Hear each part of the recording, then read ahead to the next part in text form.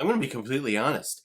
Musicians, in particular music students, are crazy.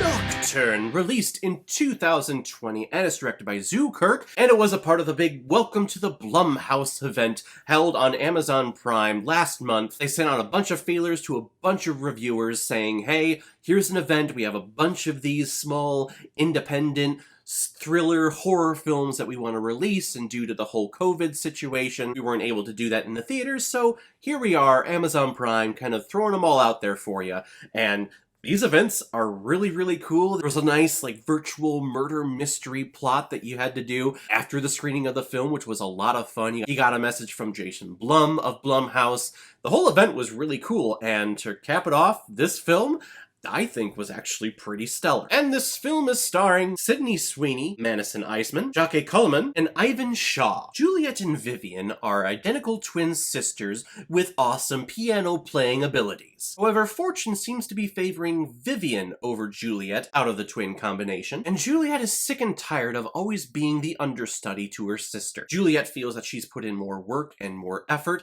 and has shunned a social life in order to achieve fame and fortune with her piano skills, while she feels that Vivian, though talented with the piano, gets where she is because she flirts a lot with her cohorts and her music professors. However, Juliet recently comes across the diary from a recently deceased student from her high school, and while looking at the sheet music and all of the cool, creepy-ass satanic drawings, events start happening to Juliet in her favor. But as I'm sure all of you know, whenever things start going well for you, and it's all because of a book with demonic incantations and drawings and creepy-ass sheet music, you know that something is going to be paid for in the end. Whether it's a day from now, a couple of weeks, 10 years from now, the devil comes around. What's that Johnny Cash song, When the Devil Comes Around? Or it's when the man comes around.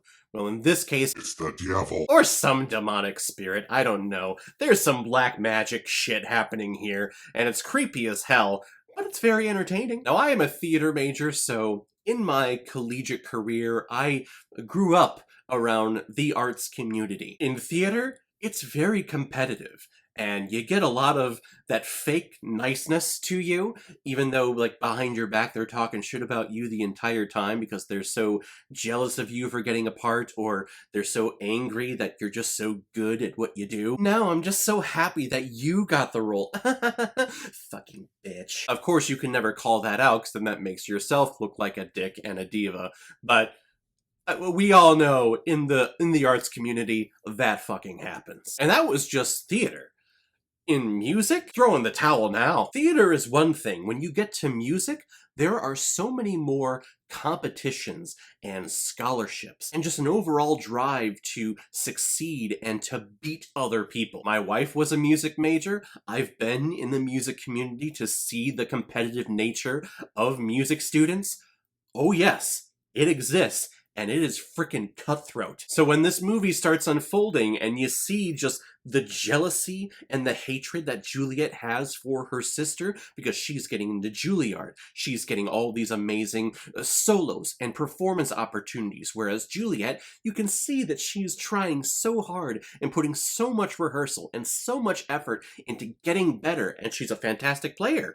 But for some reason, her sister's getting everything, and she's getting nothing. You start to feel for her. I felt for her tremendously. So for me, it's very easy to believe that if something came across your desk, or if you found something on the floor, that as you read it, you can tell that this is some type of incantation that, oh, if I did certain things, better things would happen to me. I definitely believe that the opportunity would be taken by them. So in summary, this film, think the hard, cutthroat nature of Whiplash, just with supernatural and the Winchesters in it. Just not with the Winchesters in it, because there's no, demon hunters here. But the idea of demons and dark powers afoot, yeah. That's all here. Big kudos go to Sydney Sweeney, who carries this entire film. I don't think there's a single moment where she is not on screen. This is her story as Juliet, and the subtle nature of her jealousy and her contention and her anger towards her sister.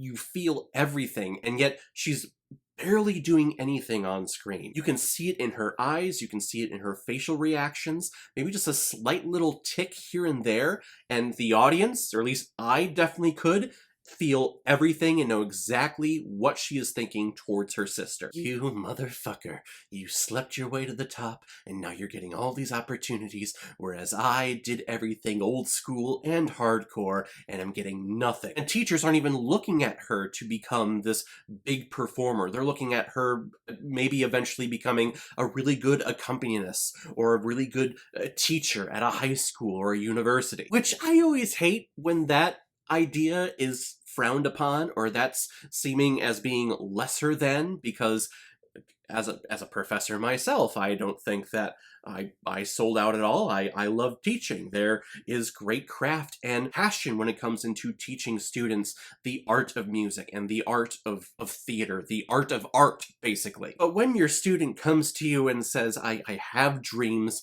to become a big musician and a big star known all around the world, as a professor, you should probably encourage that a little bit, as opposed to saying, oh, you're only going to be an accompanist when you grow up, just get used to it. Not the best teaching, in my opinion. Now, this is a music film, and these two people are playing the piano. They're actually playing instruments, so whenever we get these type of movies, I always like to see, okay, are these people actually playing the instruments that their characters are supposed to be playing? And I'm not sure. They shot this film really, really well, and I couldn't really tell if she was playing at least more of these simpler pieces. I couldn't tell if she knows how to play piano or if she was actually doing those. You can definitely tell when we get to the big pieces and the elaborate fingerings and positions on the keyboard. You can tell that it's someone else. Those hands were very, very veiny,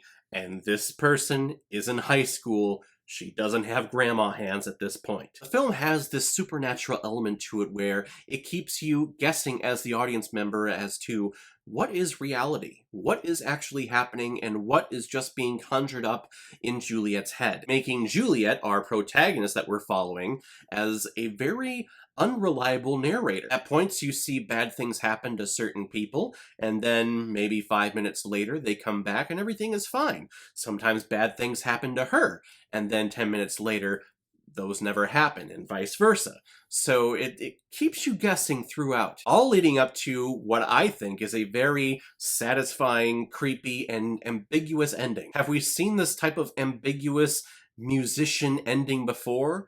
Yes.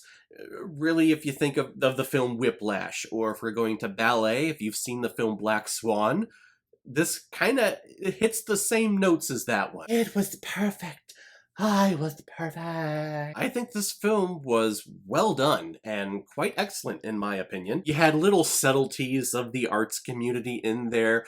At one point, someone wished Juliet good luck on opening night, which is, you never, ever, ever do that to an artist.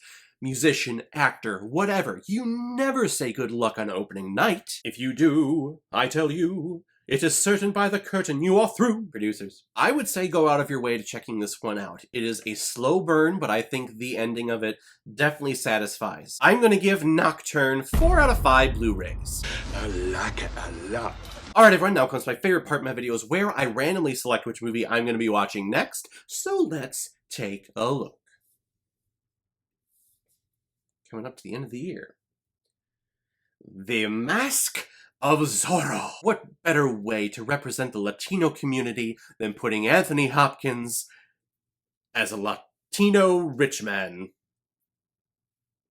It makes sense to me. I remember watching this film nonstop as a kid. If you had sword fighting in any film, I was hooked into it. I love the swashbuckler type genre, so super excited to check that one out. I haven't seen it in a while, but I'm sure everything is going to come right back to me. So if any of you have recommendations of films that you want me to review on here, go ahead and leave your recommendation below this video, or go to my Facebook page, my Instagram, or my Twitter, leave your recommendation there. If I have access to it, I will watch it, review it, and give you a shout on the channel. And if you want me to bypass the random generator with all of the recommendations that I've gotten, if you want me to do your recommendation as quickly as I possibly can, you can make a PayPal donation on the main page of my YouTube channel. Just select the donate button, attach your movie with your donation, and if I have access to it, I will watch it and get my review of it done as quickly as I possibly can. So guys, if you've seen Nocturne, what did you think about it? Or if you've never seen it before and you stumbled across it because of this video, then comment below, let me know what you thought about it. And as always, if you like what you see here, if you like my take on movies, then hit the subscribe button